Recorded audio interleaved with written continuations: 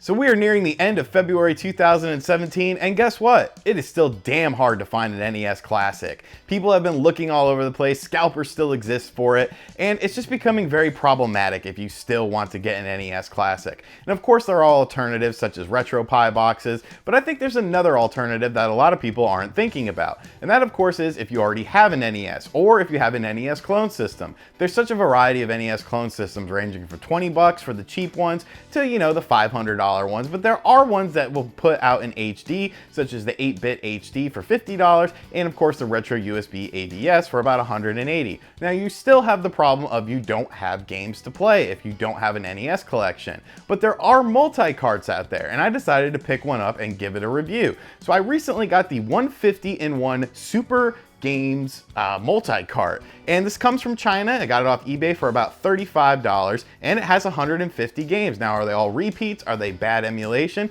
Let's see what this cartridge can do and see if it's a good alternative to the NES Classic.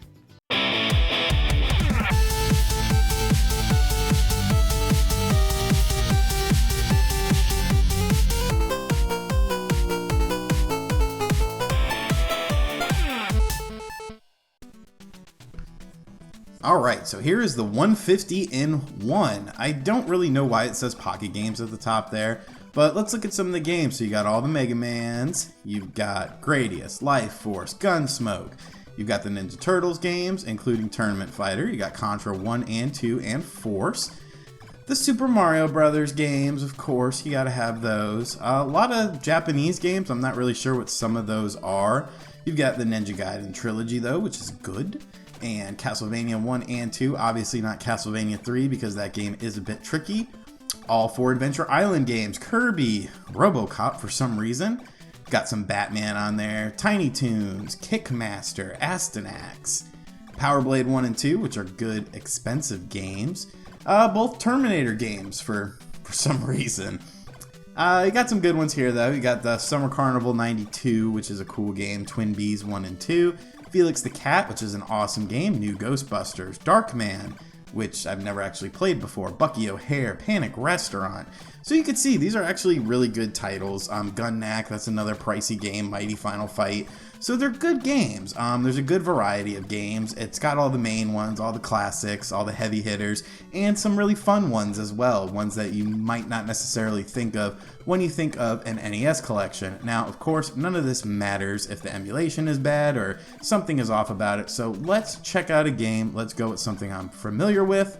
And, yeah, let's go with Contra. We're going to go with Contra here. And I am playing this on the retro USB AVS, so this does work with, you know, clone systems and whatnot as well. Of course, it looks really good on the AVS. I love this system to death. And hey, we have Contra.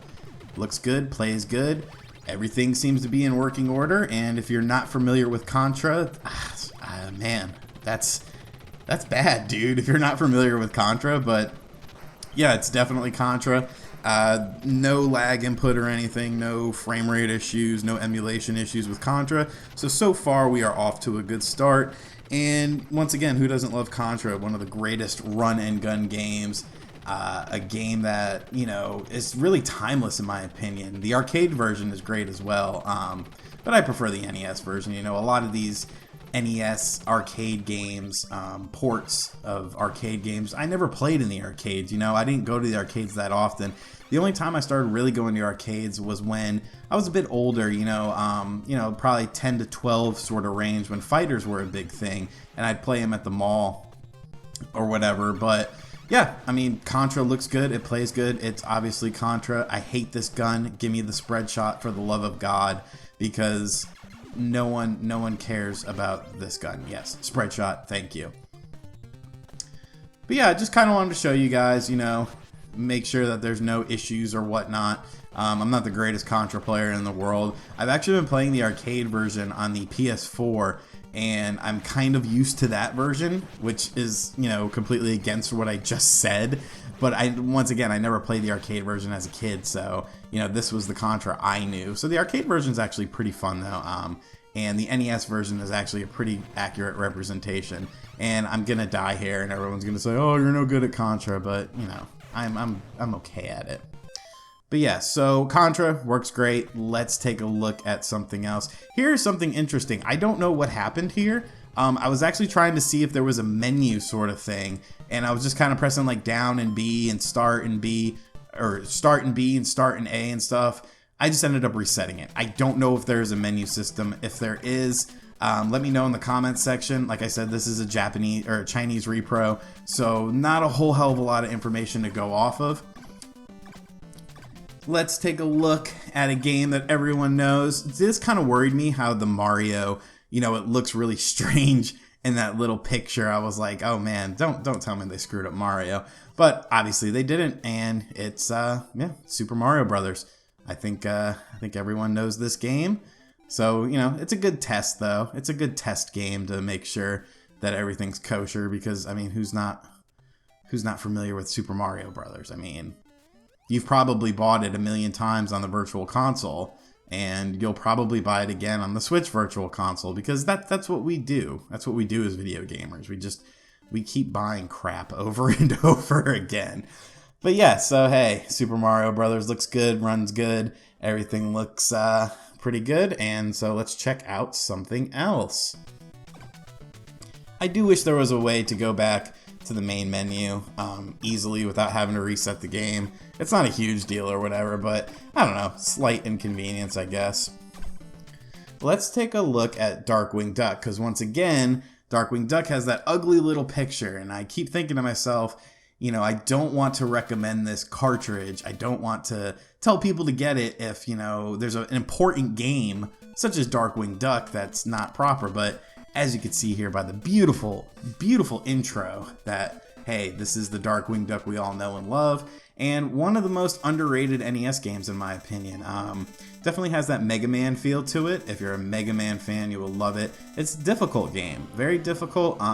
Starting to get a bit up there in price, about $40 to $50 at the time of this video.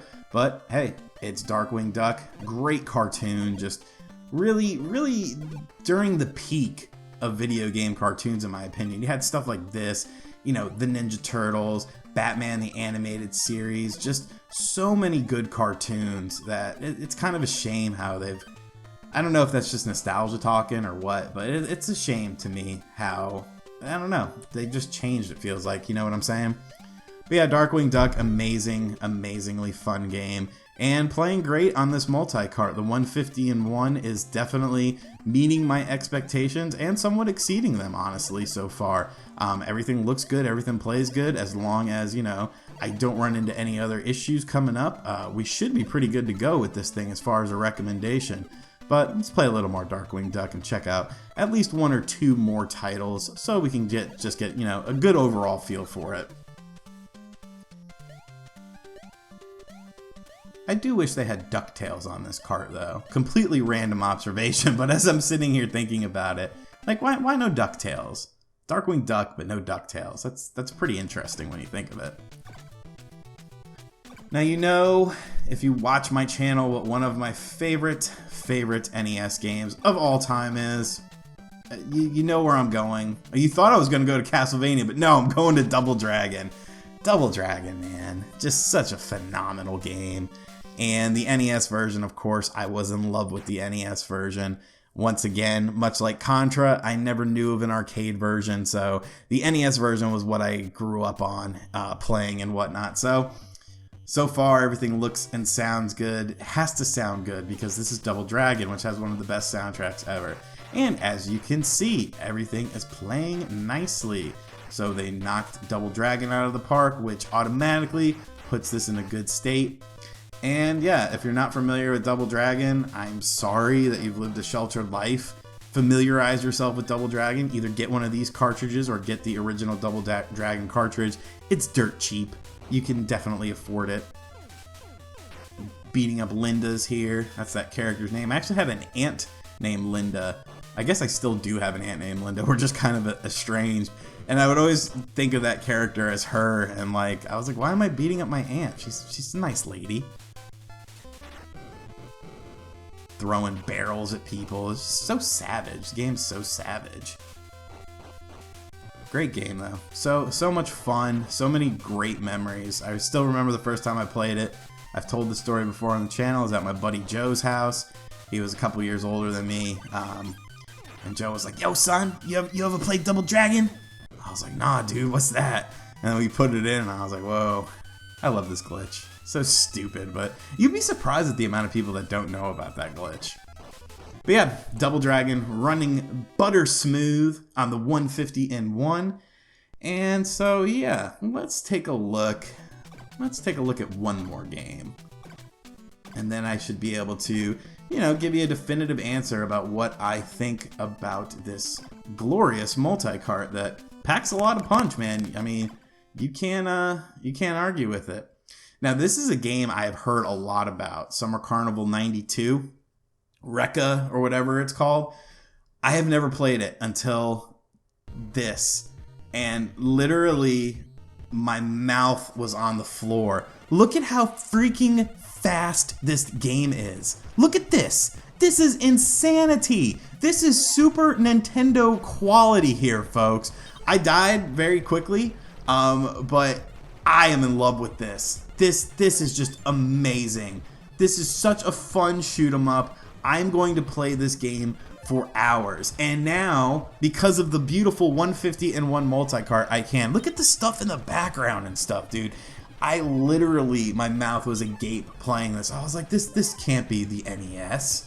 This is sorcery. This is witchcraft. This is wizardry. But nah, this is a legit NES thing. Only released in Japan, but I am so glad it's on this freaking multi-cart. Because honestly, I mean, even if you buy a repro, if you buy one repro of a Japanese game, you're paying $35. This cartridge costs $35. So, yeah, we've looked at the games. Now, let's go to my final conclusions to see if you should pick this up. So besides the games I showed you guys, I tested out some other ones as well, and I didn't run into any issues. So even if you're not looking for an alternative to the NES Classic, I think it is worth picking up one of these because it's a nice convenient way to just plug one cartridge into your NES and have 150 games to choose from. It works well, it didn't give me any issues, and it's cheap. So I highly recommend one of these if you're in the market to play a bunch of NES games on one cartridge because it gets the job done. Let me know if you've ever played one of these or have another multi-cart recommendation that people will want to check out. And of course, thank you for watching this video. Make sure you hit that like button, leave me a comment down below, check out other videos on the channel, subscribe if you're new here, and if you really like my face, check out my Patreon. I'll catch you guys next time. I'm going to mess around with this some more. Later.